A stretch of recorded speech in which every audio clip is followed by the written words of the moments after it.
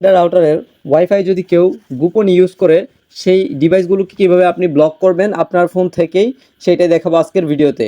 ধরেন আপনার রাউটারের মালিক আপনি, আপনার ক্রোম ব্রাউজারে আপনি লগ ইন যে পাসওয়ার্ডটা রয়েছে লগ ইন কোড যেটা সাধারণত ইউজার নেম হয়ে থাকে সেটা দিয়ে আপনি জাস্ট টেন্ডাতে লগ ইন করবেন।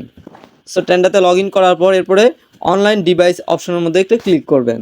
দেন আপনি এখান থেকে যেই ডিভাইসগুলো দেখতে পাচ্ছেন এই যে এখান থেকে যদি আপনি এটাতে ক্লিক করেন তাহলে কিন্তু এই ডিভাইসটা অফ হয়ে যাবে।